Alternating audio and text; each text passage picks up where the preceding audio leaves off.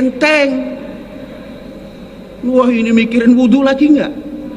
Masya Allah, itu fikih sudah, jangan dipakai rujukan yang begitu itu. Fikih yang tidak ada sumber. Nah, itu yang membuat susah beragama. Beragama kok susah? Kawannya begitu. Beragama apa itu? Rawahu siapa? Tidak pakai rawahu, baca sejarah. Dengarkan fikihnya Syekh. Yang begitu-begitu jangan khawatir, angkat. Terus sholatnya gimana? Jangan pakai bertanya. Balik lagi, Allah Akbar lagi. Assalamualaikum warahmatullahi wabarakatuh. Alhamdulillah wassalatu wassalamu ala sayyidina Muhammadir Rasulillah wa ala alihi wa sahbihi wa walah amma ba'du. Teman-teman yang dirahmati Allah, bagaimana kabarnya? Semoga senantiasa sehat walafiat dan senantiasa bertambah iman dan takwa kita kepada Allah Subhanahu wa taala. Tadi di awal saya sudah kasih video cuplikan di mana Bapak Panji Gumilang mengatakan tidak usah belajar fikih, cukup ikuti fikihnya syekh saja begitu. Artinya murid-muridnya dianjurkan untuk tidak perlu belajar ilmu fikih mazhab Syafi'i, mazhab Maliki, Hanafi, Hambali dengan segudang kitab yang sangat banyak sekali, itu nggak perlu. Itu katanya fikih yang bikin susah, fikih yang bikin repot gitu. Beragama kok susah begitu. Cukup ikuti fikihnya syekh katanya. Artinya dia punya pemahaman fikih sendiri. Nah, ini sangat lucu kalau menurut saya. Sejak kapan Bapak Panji Gumilang ini dideklarasi sebagai fuqaha atau sebagai ahli fikih begitu ya? Siapa yang mengakui kefakihannya juga belum jelas begitu. Apalagi kalau kita perhatikan lewat media sosial ya, ketika beliau ini berceramah itu banyak ketika membaca ayat ya udah ayatnya salah bacaannya begitu kan. Kemudian ketika menerangkan makna ayat itu tidak pada tempatnya begitu. Masa dalil sab sholat kok dalilnya itu surah Al-Mujadalah itu ya. Itu kan enggak matching. Kita baca di tafsir manapun, kita baca penjelasan ulama manapun, kita cari sahabat Nabi ya yang paling dekat dengan Nabi menjelaskan kalau itu sebagai dalil untuk merenggangkan sab juga tidak ada. Lalu tiba-tiba Bapak Panji Gumilang ini di hadapan murid-muridnya, di hadapan santri-santrinya mengaku sebagai seorang ahli fikih yang nggak perlu mengikuti fikih yang lain, nggak perlu belajar fikih-fikih yang susah-susah, cukup ikuti fikihnya atau pemahaman fikihnya Bapak Panji Gumilang saja katanya begitu. Ya, terlepas dari itu sebenarnya kan kalau kita sebagai pendidik itu justru kita harus memotivasi siswa kita untuk belajar ilmu seluas-luasnya, belajar ilmu sedalam-dalamnya. Apalagi ini kan pesantren, tempatnya belajar ilmu agama secara luas, lebih dalam. Kan akan berbeda dengan sekolah-sekolah yang lain, misalnya kayak sekolah SMK, SMA dan lain sebagainya. Tentu di situ muatan ilmu agamanya tidak terlalu banyak begitu, hanya yang pokok-pokok saja ya yang perlu untuk dipelajari. Akan tetapi kalau di pondok pesantren itu seharusnya kan belajar agamanya itu lebih banyak materinya daripada sekolah-sekolah lain atau di lembaga-lembaga pendidikan lain begitu. Ini kok mengajak muridnya untuk menjauhi fikih ya, apalagi fikih yang disuruh dijauhi itulah fikih yang sudah jelas ya. Ilmu fikih yang sudah jelas, ulamanya jelas, sanadnya jelas, nyambungnya ke Rasulullah Shallallahu alaihi wasallam gitu kan. Kalau fikihnya Panji Gumilang ya wallahu alam itu nyambungnya kemana begitu kan. Keilmuannya tidak jelas, tidak hafal Quran, baca Quran juga belepotan, memahami Quran juga salah-salah. Nah ini, jadi banyak sekali yang mengkritik tentang pemahaman Panji Gumilang sehingga tidak perlu kita ulas di sini. Nah yang perlu kita tanggapi adalah mengenai perintahnya untuk tidak belajar fikih. Karena menurutnya belajar fikih itu sia-sia, hanya merepotkan saja. Jadi merepotkan dalam pengamalan agama. Nah, kita kan perlu untuk menanggapi hal ini. Artinya ini bisa dikatakan sebagai perbedaan pendapat, silahkan ya. Nanti teman-teman bisa menilai sendiri apakah mau mengikuti Bapak Panji Gumilang atau mengikuti para ulama yang telah menyusun kitab fikih dengan sedemikian bagusnya, dengan sedemikian rapinya, sehingga kita sangat mudah. Kalau menurut saya belajar fikih itu sangat gampang, memudahkan kita dalam beribadah. Yang tadinya kita sholatnya ngawur-ngawur, kalau kita sudah belajar fikih, tahu rukunnya, tahu sunnahnya, kita akan memperhatikan sholat kita dengan jauh lebih benar.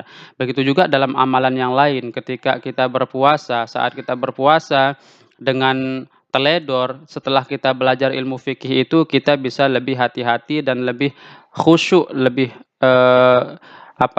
rasanya puasa kita itu akan lebih bagus setelah kita belajar fikih. Dan ini bukan hanya itu saja. Misalnya kalau kita nggak pelajar fikih zakat, ketika kita menjadi orang kaya, bagaimana cara kita membayar zakat? Kalau tidak kembali kepada hukum agama yang itu diterangkan dalam kitab-kitab fikih. Nah, di sini di dalam kitab Taqrirus Sadidah ini saya ingin membacakan muqaddimah bagaimana penjelasan ulama tentang pentingnya belajar ilmu fikih atau belajar ilmu agama secara mendalam. Saya bacakan ya. Wa qala ba'duhum, berkata sebagian ulama, tafaqqah fa innal fiqha afdalu qaidi ilal birri wat taqwa wa a'dalu qasidi. Nah, ini sebuah syair ya. Belajarlah kamu ilmu fikih karena sesungguhnya fikih itu adalah seutama-utama penuntun menuju kebaikan dan ketakwaan, serta itu adalah sesuatu yang paling lurus gitu. Nah, jadi kalau kita mau lurus cara ibadahnya, mau bagus cara takwanya, mau bagus cara berbuat baik, ya belajar ilmu fikih. Artinya tafaqquh fiddin itu. Itu memperdalam ilmu syariat gitu. Kalau kita tidak belajar ilmu fikih, maka kebaikan, ketakwaan itu akan goyah gitu. Wa kun mustafidan kulla yaumin ziyadatan minal fikhi wasbah fi buhuril fawaidi. Dan jadilah kamu setiap hari mencari ilmu-ilmu baru di dalam ilmu fikih itu, dan berenanglah kamu di lautan-lautan ilmu. Artinya kita disuruh untuk senantiasa mendalami ilmu fikih. Nah, ini kan berbeda sekali dengan arahan dari Bapak Panji Gumilang yang menyuruh murid-muridnya untuk menjauhi ilmu fikih. Seharusnya kita mendalami ilmu fikih karena itu bisa membantu kita dalam meningkatkan kebaikan, meningkatkan ketakwaan, dan ini adalah cara yang paling lurus untuk mengamalkan ajaran Islam. Selanjutnya dikatakan huwal ilmul hadi ila sunanil huda huwal hisnu yunji min jami'is syada'idi. Ilmu fikih itu adalah ilmu yang menunjukkan seseorang kepada sunnah-sunnah dan juga benteng yang menyelamatkan seorang pada semua kesulitan, dari semua hal-hal yang berat atau kesulitan. Nah, seperti yang saya katakan tadi, dengan belajar ilmu fikih itu kita akan lebih mantap mengamalkan cara beribadah sebagaimana yang diajarkan oleh Rasulullah SAW. Kalau tidak pakai fikihnya ulama, itu entah cara ibadahnya nanti kembali ke Rasulullah, sesuai dengan Rasulullah atau tidak, itu wallahu alam. Tapi kalau kita kembali kepada fikih yang dijelaskan oleh para ulama, itu pasti akan cara beribadahnya itu akan kembali kepada Rasulullah SAW. Wa inna faqihan wahidan mutawarri'an asyaddu 'ala syaitani min alfi 'abidi. Nah, seorang yang faqih, ahli dalam ilmu fikih, artinya mendalam ilmu fikihnya, itu satu orang faqih itu lebih susah untuk digoda setan daripada 1000 ahli ibadah. Gitu. Nah, itu berarti kalau ada di pondok pesantren lain satu orang ahli fikih itu lebih baik, lebih sulit untuk dipengaruhi oleh setan daripada 1000 santri Al-Zaitun yang diajak oleh pengurusnya sendiri untuk menjauhi ilmu fikih yang sulit-sulit gitu. Lah, ilmu fikih itu tidak sulit asalkan kita mau untuk terjun menggunakan otak dan pikiran kita, mengerahkan waktu kita untuk belajar agama, itu sebenarnya tidak sulit. Justru dengan memahaminya membuat kehidupan kita menjadi lebih lurus, lebih mudah, lebih gampang. Dalam hal muamalah, misalnya jual beli, kita tahu mana itu riba, kita tahu mana itu jual yang haram tapi sah juga ada, dan lain sebagainya. Sehingga kita dengan memahami itu bisa hati-hati dalam hal bertransaksi, tidak jatuh ke dalam riba yang itu adalah dosanya sangat besar.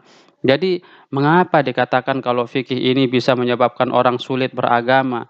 Fikih itu menyebabkan orang mudah dalam beragama.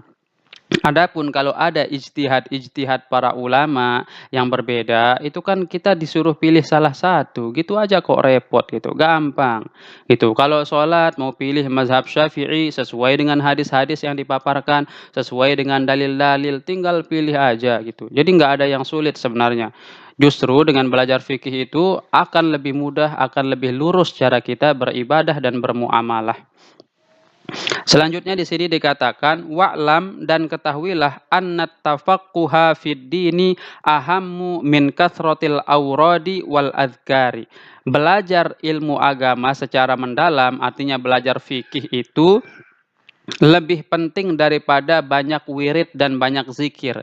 Ya, zikir dan wirid itu penting, tetapi belajar agama secara mendalam itu jauh lebih penting. Karena dengan memahami ilmu agama secara mendalam, maka ibadah-ibadah kita yang lain akan menjadi bagus, akan menjadi lebih punya ruh gitu ibadah kita.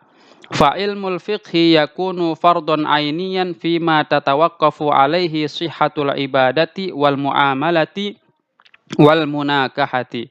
Maka ilmu fikih itu hukumnya fardu ain bagi apabila sahnya ibadah, muamalah dan munakahah itu bergantung padanya. Jadi ada ilmu fikih yang itu wajib dipelajari oleh seluruh umat Islam, yaitu adalah yang pokok-pokok. Misalnya bagaimana supaya sholat kita itu sah, bagaimana supaya puasa kita itu sah, bagaimana supaya haji kita itu sah, bagaimana supaya zakat kita itu benar. Nah, ini wajib dipelajari oleh setiap muslim gitu. Walaupun orang awamnya gitu ya. Wa fardhan kifaiyan fi ma zada ala dzalika ila bulughi darajatil fatwa. Yang lebih dari itu maka itu hukumnya adalah fardu kifayah. Ini untuk para ulama ya. Jadi cukup kita diwakili oleh para ulama untuk belajar fikih yang lebih dari standar orang awam gitu. Karena orang awam itu cukup belajar fikih yang bisa menyebabkan amaliyah sehari-harinya itu sesuai dengan tuntunan Al-Qur'an dan hadis. Adapun lebih dari itu yang jarang ditemukan oleh orang awam atau itu hanya kasuitas, maka itu adalah kewajiban dari para ulama yang fokus belajar ilmu fikih untuk mempelajarinya supaya nanti kalau ada orang awam bermasalah bisa tanyakan kepada para ulama begitu ya.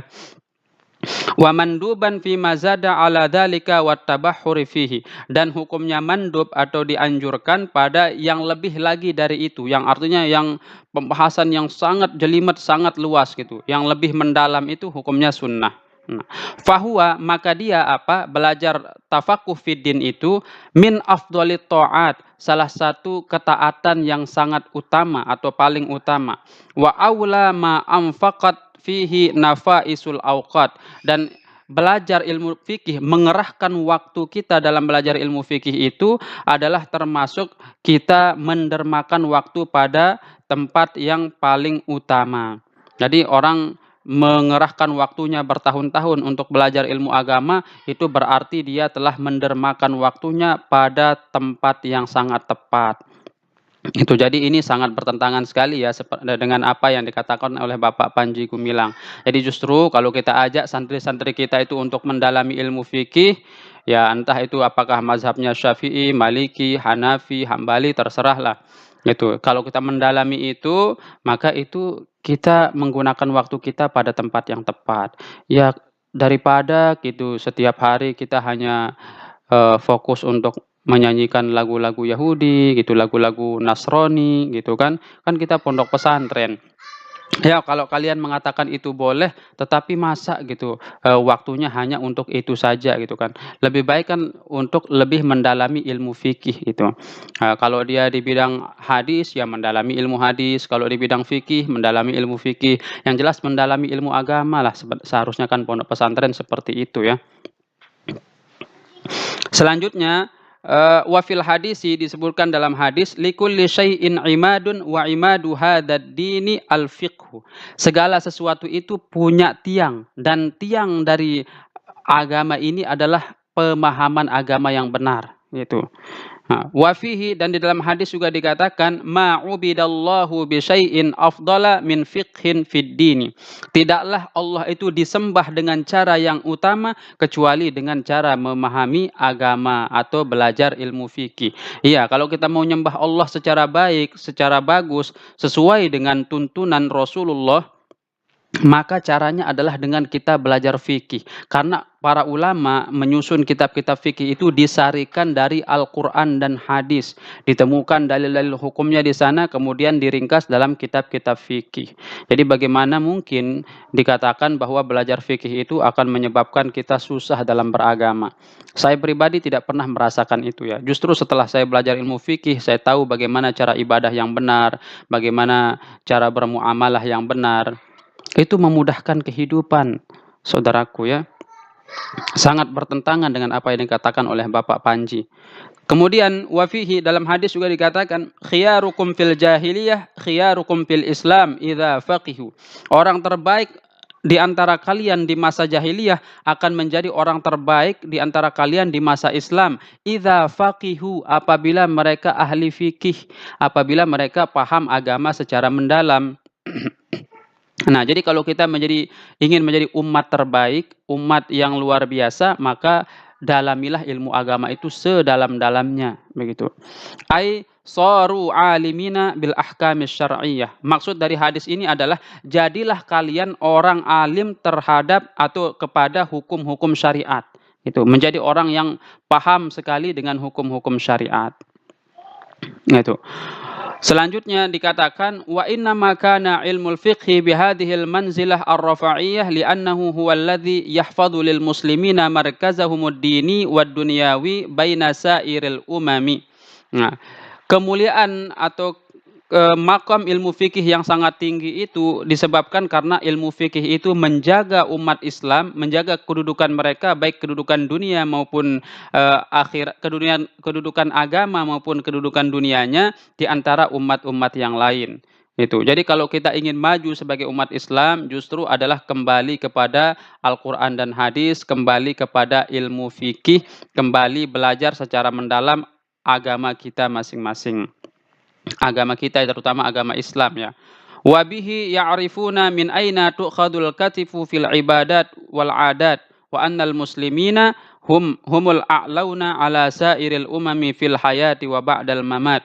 Dan dengan belajar ilmu fikih itu, mereka orang-orang Islam bisa mengetahui dari mana diambil penopang-penopang dalam hal ibadah dan dalam hal kebiasaan-kebiasaan yang dilakukan. Dan bahwasanya orang muslim itu adalah umat yang tinggi dari umat-umat yang lain dalam kehidupan dunia maupun setelah meninggal dunia. Kama akhbaranallahu bidzalika fi muhkami kitabihil mubin biqaulihi azza wa jalla wa huwa asdaqul qailin. Sebagaimana disebutkan di dalam Al-Qur'an, Allah Subhanahu wa taala menyatakan dalam Al-Qur'an, wala tahinu wala tahzanu wa antumul a'launa in kuntum mu'minin. Dan janganlah kamu bersikap lemah dan janganlah kamu bersedih, padahal kamu ini adalah umat yang paling tinggi jika kamu orang-orang yang beriman. Nah, fa innal muslimina masadu wa layyasudu illa bil fiqhi fid dini. Orang-orang Islam itu tidak akan menjadi umat yang unggul, tidak akan menjadi umat yang menguasai, kecuali apabila mereka bertafaqquh dalam agamanya, memahami ilmu fikih. Karena ilmu fikih itu melingkupi semuanya, saudaraku. Jadi belajar di situ bagaimana ibadah yang benar kepada Allah Subhanahu wa taala, bagaimana bermuamalah dengan sesama umat Islam, bagaimana bermuamalah dengan orang-orang non-muslim, bagaimana bermuamalah ketika kita di pemerintahan, itu semuanya dibahas dalam ilmu fikih. Nah, bab dakwaan, bab tuntutan dan lain sebagainya itu semuanya dibahas dalam ilmu fikih. Jadi justru dengan kita menguasai ilmu fikih dengan baik dan benar, itu akan menyebabkan kita menjadi umat yang unggul di antara umat-umat yang lain. Nah, justru kita menjadi mundur itu karena ini seruan Bapak Panji Gumilang ini untuk meninggalkan pelajaran fikih dan diminta santrinya hanya untuk mengikuti fikihnya saja. Padahal dia bukan ahli fikih, bukan orang yang di bidang fikih itu dia belum jelas. Kemudian Disebutkan dalam hadis Rasulullah SAW, "Man yuridillahu bihi khairan yufaqihu fiddin." Siapa yang Allah kehendaki baginya itu kebaikan, maka dia dipahamkan dalam agama. Nah, ini adalah pembahasan singkat dari muqaddimah kitab Taqriratus Sadidah yang memberikan kita motivasi untuk belajar ilmu fikih. Jadi nanti teman-teman yang bisa menilai apakah mau mengikuti saran dari Bapak Panji Gumilang untuk meninggalkan ilmu fikih, atau justru kita ajak generasi muda ini untuk banyak belajar ilmu fikih, ya, mendalami sedalam-dalamnya sehingga mereka menjadi alim dalam ilmu fikih. Tentu saja saudaraku, banyak sekali PR umat Islam ini, di mana kita melihat banyak sekali sisi-sisi kemunduran yang terjadi di kalangan umat Islam. Nah, itu kenapa terjadi seperti itu? Ya karena umat Islam mulai menjauhi daripada Al-Qur'annya sendiri, menjauhi dari kitab sucinya, menjauhi hadis-hadis Nabi, dan banyak sekali bertebaran pemahaman-pemahaman menyimpang. Sehingga sulit sekali umat Islam ini disatukan untuk kembali kepada Al-Qur'an dan hadis. Nah, itulah sebenarnya yang menyebabkan umat Islam ini menjadi mundur, menjadi menyimpang. Hal-hal yang sudah baku, yang tidak perlu diotak-atik, malah itu diotak-atik. Saf yang sudah lurus, rapi, laki-laki di depan, perempuan di belakang sesuai dengan hadis Nabi, itu diotak-atik. Memang apa fungsinya untuk peradaban hal-hal yang semacam itu? Enggak ada sama sekali, hanya menimbulkan kericuhan di tengah masyarakat, begitu kan? Kita berdoa bilang amin, amin sesuai dengan hadis Nabi, tiba-tiba disalah-salahkan, nggak usah bilang amin, tidak boleh bilang amin. Amin itu katanya tidak percaya kepada Allah. Padahal yang suruh kita bilang amin adalah Rasulullah. Hadisnya itu banyak sekali, begitu. Banyak sekali pertentangan-pertentangan, ya. Ini bukan masalah perbedaan pendapat, ini masalah keluar daripada anjuran Rasulullah SAW sehingga disebut dengan penyimpangan, gitu. Kalau perbedaan pendapat di kalangan para ulama, tentu kita sudah dewasa berpikirnya dan kita bisa menerima hal itu apabila itu disarikan dari Al-Qur'an dan hadis. Tetapi ini bukan perbedaan pendapat yang disampaikan Bapak Panji ini penyimpangan dari hal-hal yang sudah qat'i. Maka banyak para ulama yang membantahnya. Nah, ini yang perlu saya sampaikan terkait dengan statement Bapak Panji Gumilang tersebut. Tetapi kan semuanya kembali kepada kita. Dan nanti di akhirat kita juga akan mempertanggungjawabkan apa yang kita yakini dan apa yang kita lakukan. Nah, yang perlu kita sampaikan adalah memberikan pembanding. Jadi Bapak Panji Gumilang bilang belajar fikih nggak usah, kita bilang belajar fikih itu penting. Nah, sekarang kembali kepada saudara kaum muslimin sekalian. Gitu. Apakah berpendapat belajar fikih nggak usah atau belajar fikih itu penting, kan kembali ke diri kita masing-masing. Demikian, mudah-mudahan kita senantiasa mendapatkan hidayah dan petunjuk dari Allah Subhanahu wa taala. Mudah-mudahan kita beragama ini bukan dengan hawa nafsu tetapi dengan pikiran dan hati yang jernih, dan mudah-mudahan keimanan kita ditingkatkan oleh Allah Subhanahu wa taala sehingga kita diperlihatkan yang benar itu adalah benar, yang batil itu adalah batil, sehingga kita dimampukan untuk mengikuti hanya yang benar saja dan meninggalkan segala macam kebatilan. Wabillahi taufik wal hidayah. Wassalamualaikum warahmatullahi wabarakatuh.